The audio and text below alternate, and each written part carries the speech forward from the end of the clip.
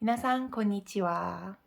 また、手帳シリーズ、2024年度の手帳解析のシリーズで戻ってきました。はい。今回はメインジャーナルとして使っているフランクリン・プランナーのコンパクトサイズなんですね。っていうところを持ってきました。前回の動画でメインのプランナーを、英語サイズに変えるっていうことで、今まで使ってきたメイン手帳で、母艦手帳であるフランクリンプランナーのコンパクトサイズは、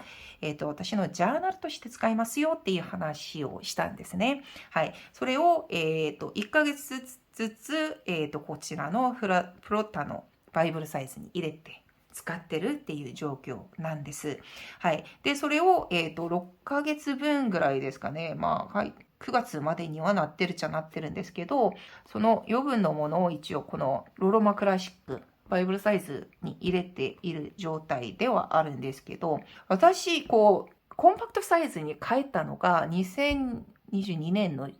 10月からか。サイズ、ポケットサイズだったのをコンパクトサイズに変えたのがそのあたりなんで、10月始まりでリフィルを買ってたんですよ。なんで、今持ってるものは、2024年の9月までの分なんですね。はい。昨日あたりで多分、フランクリン・プランナーさんのお知らせで、今年の4月始まり、発売しましたっていう、告知を見たんですけど、それを買わない限りまだちょっとないですね。9月の分までしかないっていうことです。そういえば、去年までは、そう、ちょっと3ヶ月分ぐらい重なったんですけど、なんか今年からちょうど1年分売ってる気がするんですよね。7月から6月まで。そして1月から12月までっていう風に販売してるんじゃないかなっていう印象がありました。どうせ、毎回使うので、捨てるよりはいいかなっていう感じで、資源を守るっていう感覚でも、それが正しいかなっていう感じもするっちゃするんですね。はい。とにかく、そういうことで、そう使ってるんですけど、ですね、大きい変化っていうのはないかもしれないですね。はい。なんですが、若干ちょっと変わりがありました。これ以前から挟んでるものと、これメモリストの、シークリットリピルなのかな。これが、以前の昔のバージョンは結構広くて、コンパクトサイズに合うサイズだったんですよね。はい。なんで、毎回ここに入れて使ってます。意外とグリーンの色と合ってるんですよね。はい。っていうところと、これはちょっと毎年使ってるんですが、フランクリン・プランナーのコンパクトサイズの年間カレンダーです。はい。これで学校の日程とかちょっと入れて、こっちはちょっとプライベートな領域を入れて、こっちも前回紹介したように、授業関係とか仕事関係は青でやって、プライベートの場合には、緑だったりするっていうところは、すべての領域で、はい、そうなってるんですね。で、それで、これは1月から12月までになってるので、2014年の分も、ちょっと、はい、入れてるところです。はい。そして、学年期、これ、英語サイズにもあったんですけど、これ以前からずっと出るので、2023年の分、そして2024年の分も、ちょっと、出たので、入れておきました。はい。そういうことであって、フリーノートをちょっと入れといて、3月なんですね。マンスリーは、記録は一応知ってるんですけど、メインはプランナーの方でやってるので、これはちょっとなんていうか、記録を残すっていう感覚で入れてるんですけど、こちらはマンスリーもどう活用するのが一番ちょっと効率的なのかも、ちょっと、まだ若干考えてる途中ではあります。はい。っていうところ。そしてこのペンホルダーは、これバインダー的にはバイブルサイズなんですけど、バイブルサイズのペンホルダーを入れると、ちょっと狭くなるんですよね。これ、フランクリン・プランナーのコンパクトサイズなんでもっと広いんですよね。なんで、ちょっとこれ邪魔になるんだなと思って、こちらは英語サイズを切って、そして穴開けて使ってます。だとすると、ちょっとちょうど、これ出てるんですけど、で、出てるから私はすごく快適に使ってるんですよね。なんていうか、デコボコしなくて、すごくよく使ってます。もう結構長年使ってます、これは。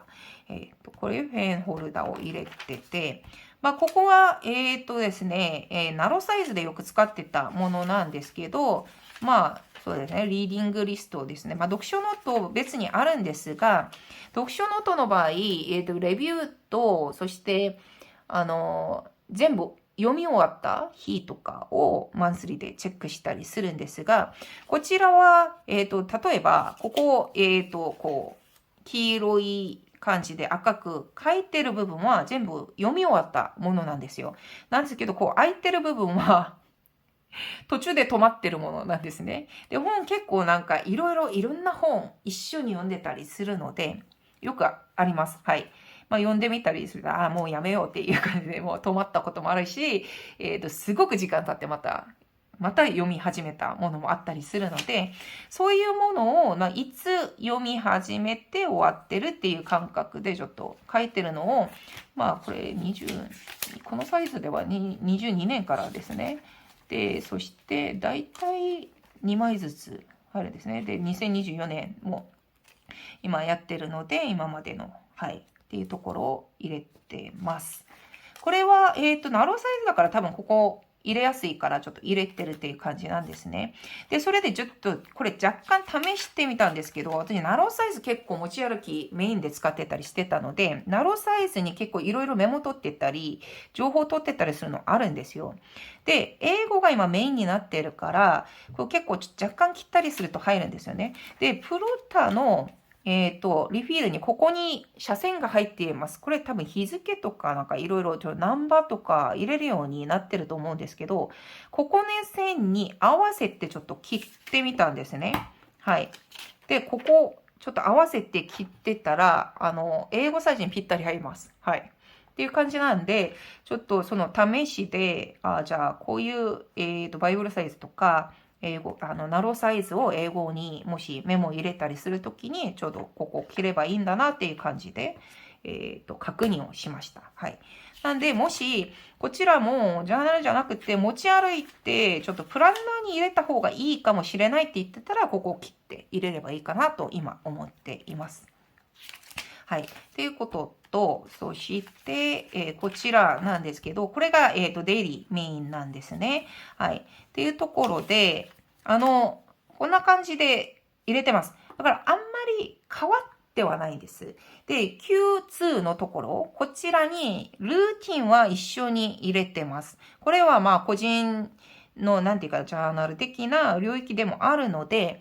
こちらに入れてて、一番大きい変化は、ここタスクを入れないようにしました。タスク入れません。こっち。はい。意外と、プラングリーンプランナーで一番使ってる部分はこっちだったので、すごく個人的に大きい変化なんですけど、まあ、それはプランナーだけにしよう。わざわざこっちにタスクまで移す必要はないと思ったんですね。これはまあ、すごく重要なパターンが読めるので書くんですけど、こっちは入れない。で、ログは入れます。こちらは、まあ入れるんですけど、すっごく細かかったり、業務関係のそこまでっていうのはあんまり入れないようにしてて、まあ細かいのはすべて広い英語サイズにやって、ちょっとまあ重要なものとかポイント的な部分を入れてます。はい。これは、だから基本的に朝起きて、そして、夜帰ってきて寝る前にっていう感じなので、はい。で、こういう部分は多分だから、英語サイズから移すっていう感じでやるっていうことですね。で、朝書くのは多分この部分、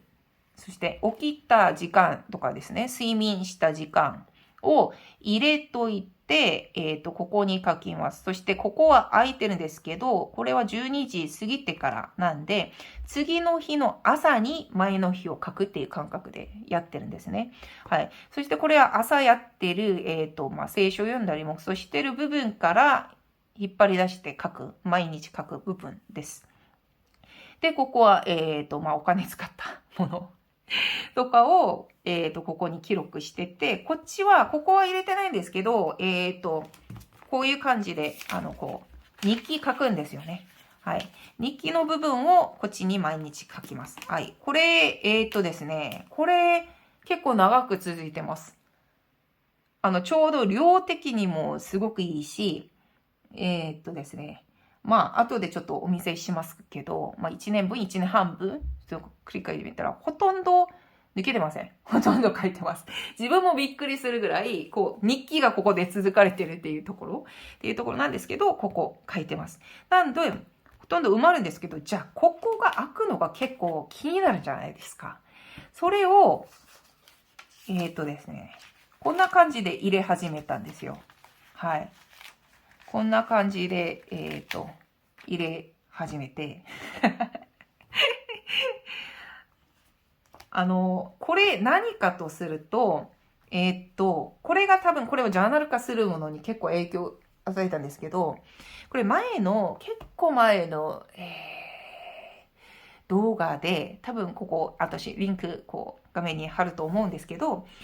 すごく前の動画の中で、SNS ローグみたいなものを見たことがあって、私、ほぼ日手帳を、分解して使ってたりするじゃないですか。で、カズンサイズの場合、前に、ウィークリーの部分があるんですよ。で、その部分を、このように切って、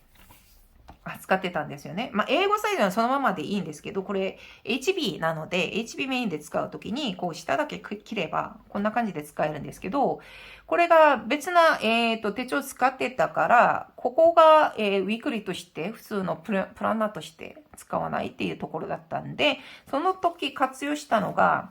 これだったんですね。はい。このように写真を貼ったんですけど、この写真何かとすると、インスタグラムのストーリーに上げたものです。私のインスタグラムをフォローしていただいている方々結構いらっしゃると思うんですけど、基本的にポスティングのところには、ほとんど手帳か、本関係か、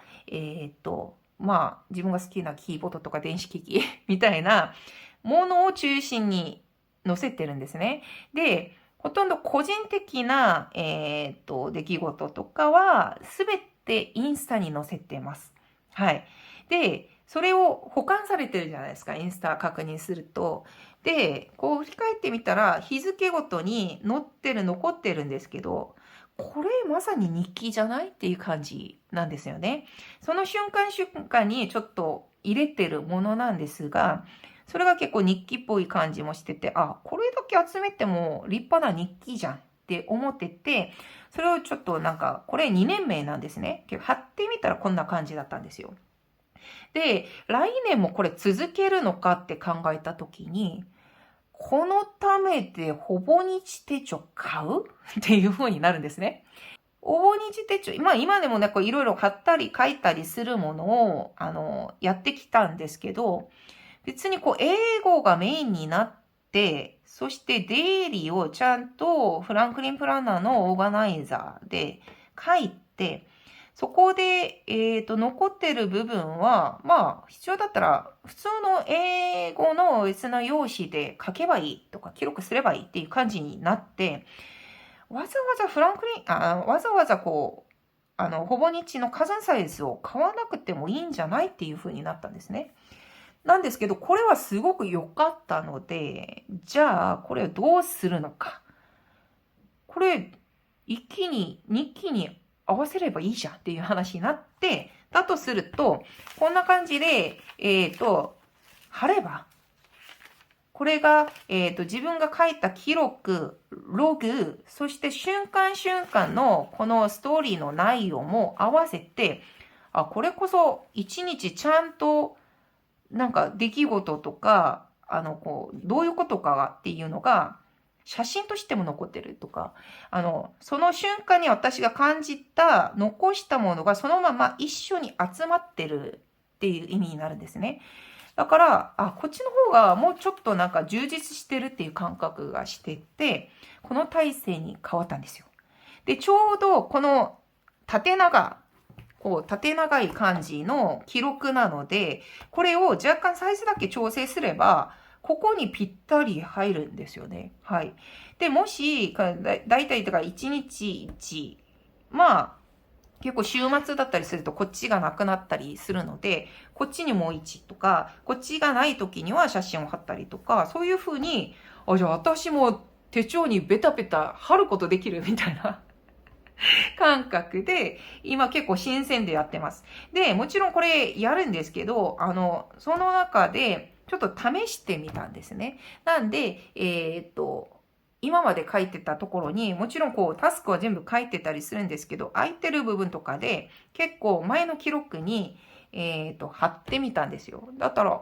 意外といけるかもと思ってて、もう3月からはもう思い切って、ここはもう書かずに体勢変わって、今使ってるところです。で、これすごく今のところでは、すごく満足してます。はい。なんで、ここ記録開くんですけど、まあ写真貼る。でももしかして毎回ストーリー上げるわけじゃないから、忙しい時とか、結構ストーリー上げない時もいっぱいやるんですけど、そういう時には、まあ、開けとけ、言ってもいいし、まあ他の方々のように、まあシールでも何でも貼ってもいいしっていう感じで使えばいいかなと思いました。っていうところが、プランナーとジャーナルをちゃんと分けて、この記録だけで、じゃあ私の一日がちゃんと残っている感覚がしてて、いいなと今思ってます。で、それで多分、これが、こう、2022年の10月からのものなんですが、まあ、日記いっぱい入ってるからちょっといろいろちゃんと見せることはできないかもしれないですけど、こんなに、1年半ぐらいのものが結構ちゃんと日記続けてますよね。自分もびっくりするぐらいですね。はい。っていう風に、ちょっと、このコンパクトサイズ定着してきているので、若干ちょっと体勢は変わるんですけど、日記は続くっていうことなんですね。って感じで、ジャーナル系で、今年からでもずっと使い続けたいっていう感覚で今やってます。はい。そして、もう一つの告白っていうか、なんですけど、これ、1月、2月、こちらに今月の3月入れてるので、1月、2月と、そして4月以降入ってるんですが、なぜか、ここ、まあ、写真貼ったとしてては、あまりにもっと分厚くなってる感覚するんですよね。ここが。はい。で、ここの理由をちょっと、言いたいと思うんですけど、私も手帳を使って結構時間経ってるじゃないですか。このように動画載せてるのも結構長年やってるし、いろんな手帳使ったりいろんな記録してきるんですけど、このようにずっとパターン、だから特に自分手帳のウィークリーを使いながら、すごく感じてたんですけど、私の場合、2月、3月が結構弱いんですよ。手帳記録に。結構記録抜けてるなっていうところが、だいたい2月あたりが多かったりするんですね。で、今年もひどかったんです。はい。今年も結構1月、私年末年始アメリカ行ってきて、そして年初にまた、韓国も行ってきて、そして現実に戻る作業と、仕事の忙しさと、そして個人的な、めんどくさくなるっていう妙なものが重なって、記録、手帳を書くのは結構手抜けてたんですね。で、なんですが、私デジタル、ノーションと一緒に同時で記録してて、それもいつかちょっとご紹介できればと思うんですけど、それにちゃんと日記は残ってたわけなんですよ。なんで、日記の内容はある。なんだけど、だんだん時間が経って手帳記録してないから、ここに移してないんですね。で、これを、もし、だから1ヶ月溜まったとすると、あれを全部書くのは結構苦なんですよ。なんで、プリントして貼りました。はい。ってことなんで、1月、2月は結構、こんな感じでめっちゃ貼ってます。そこに、写真とかも一緒に貼ってて、こんな感じになってるっていう感じなんですね。なんで、書けなかったら貼ればいいやっていう感じで。やってたのがこの1月2月なので、ここが結構日記の部分、下の部分が分厚くなってます。まあなってるんですけど、これこそ、まあ証拠ですよね。私がこっちであんまり記録できてなかった。でも日記は内容はある。っっていうところで、ちゃんとその現状自体がこの形として残っているので、まあそれでいいやっていう感じで、1月2月のこの特殊な形になってますっていうところですね。はい。で、これ、ですね、ユニバーサルなんで、1年半分ぐらい、1年半でもないか、1年と3ヶ月か。もう入ってるんですけど、それでもちょっとなんか十分入るんですよね。なんですが、今年からは、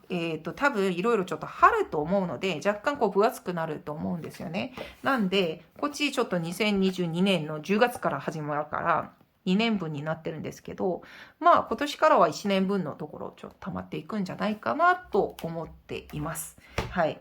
で、毎回これ同じサイズで、こう、いっぱいこう溜まっていくこと、重なっていくことすごく好きなんですよね。はい。今、読書ノートとかも8年分ぐらいがずっとずらりとこう、トラベラーズノートのサイズで残っているので、はい。そういうことがちょっと増えていくことも楽しみだし、記録増えていくのが楽しみで、今、